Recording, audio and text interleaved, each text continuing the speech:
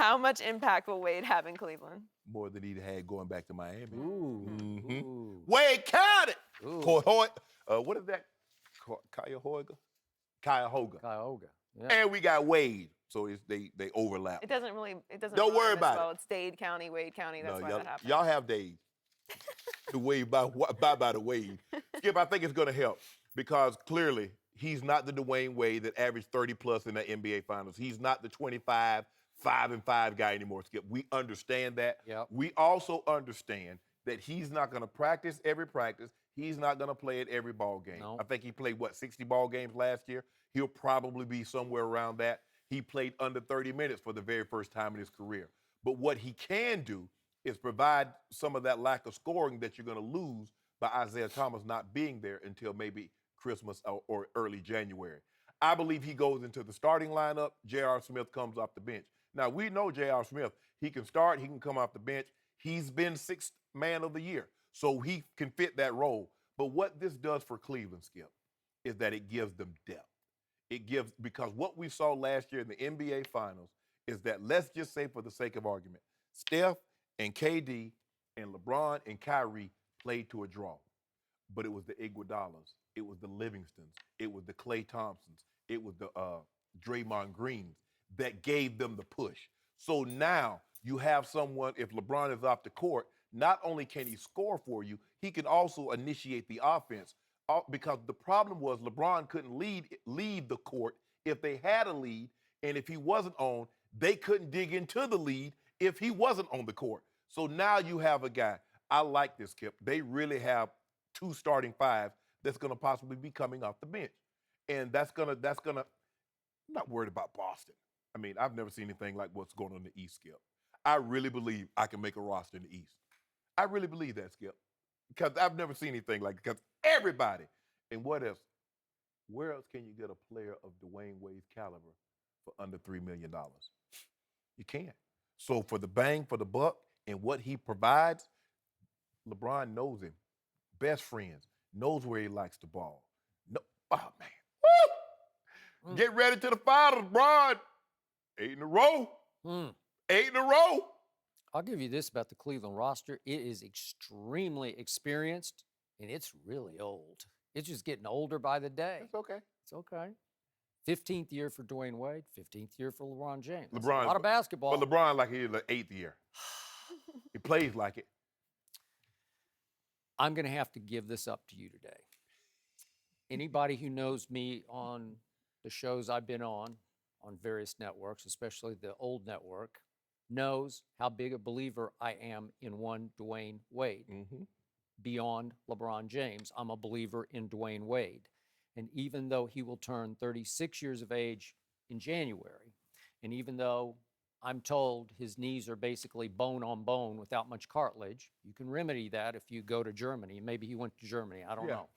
But he's got knee issues. They add a little something to that thing in Germany. They add a little something to it, put a little spin Yeah, on that thing, Joy. Whatever, yeah.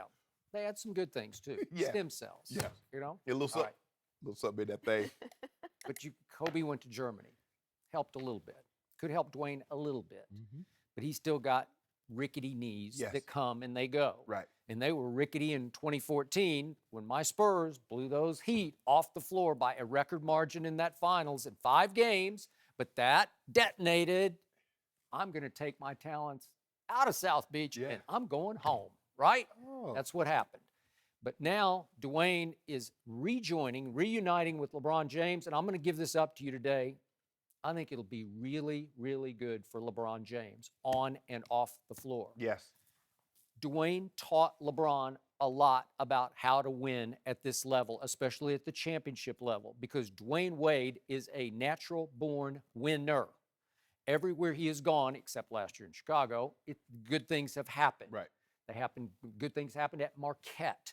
Got him to the Final Four, didn't he? Yeah. He's just one of those guys. He's undersized. I don't think he's like 6'4.5", maybe 6'4"-ish. I don't know, but he plays big. Yep. And he became LeBron's big brother, his mentor, his better judgment. He had the capability. He was the only one who had the capability of saying, LeBron, time out, calm down, sit down, think this through. How about this? Maybe you should try that. He couldn't save him in the 2011 finals. Against the, Yeah. stop bringing that up, Well, Skip. I have to, because that No, was you the don't. one time Dwyane couldn't save him from himself, because that was a meltdown. Biggest superstar meltdown I'd ever Stop. seen. But still, they won 2 rings together. Cannot take that away. And I believe that this retilts the East back toward Cleveland. I told you I thought Boston had the edge with Kyrie, and just because Dwyane is there as the conscience for LeBron James on and off the floor, I'm not sure how much Dwyane can add on the floor, but just because they have such a deep connection. Yes. So look at what he did last year. And I thought it would be good for Dwyane to go home. He went home to Chicago, obviously. And I thought he was going to end it there, close it out in Jordan-esque fashion. Not that they're going to win a championship, but that he would have a nice last hurrah to his career. So what did he do? He averaged 18 points last year. Not bad, but it was the worst since his rookie year. He shot a career low 43%. Not too pretty. And he averaged a career lowest 4 assists a game. He played a career lowest 30 minutes a game. And guess what?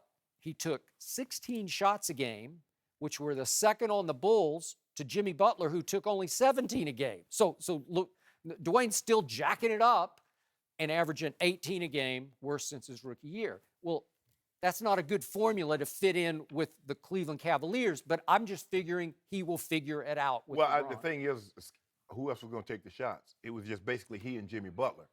And he understands that LeBron, he'll be third on that pecking order because it's going to be LeBron and Kevin Love. And Ty Lue says. And I don't know where Isaiah Thomas fits into this equation because I'm just not sure his hip is going to get right. And even if it does, Skip, he's going to be so far behind.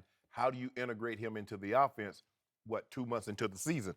But the thing is, Skip, you have to lessen some of the load on LeBron. Not only did he play the most minutes on the Cavaliers, he played the most minutes in the NBA. Now, we saw no ill effects because he averaged 30 for the playoffs.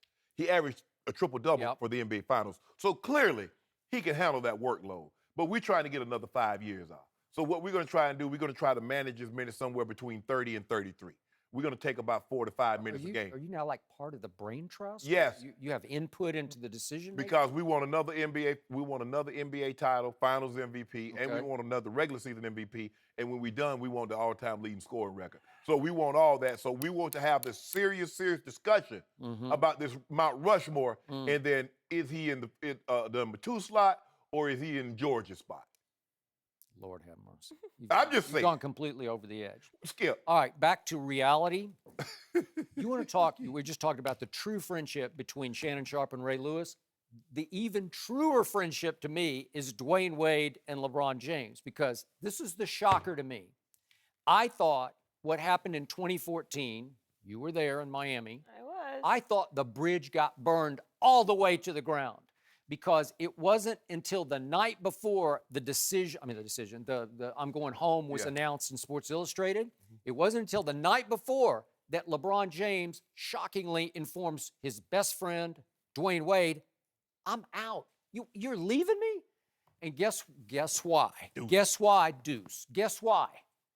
Because LeBron decided he can't help me anymore. Knees are too shot. We just got blown off the floor by the Spurs, and I need more help. I won't say that Pat Riley. Well, he was. He won't let me have my people around, and I want my mom to be front row, front and center. All right, but you know and I know LeBron is all about how much help do I have, and I don't have enough here. Absolutely. And so I'm going to go join forces with that kid Kyrie because he's a special young talent, and I think I got enough in Cleveland that I can still win the East. Benedict Arnold. Huh? Benedict Arnold. Well, that's what I thought Dwyane would say about LeBron. No. Well, yes, I did. Thanks for watching. Subscribe here to get the latest from the show. Be sure to check out more of the best clips from Undisputed, or go watch a few segments from the newest show on FS1, First Things First, with Chris Carter and Nick Wright.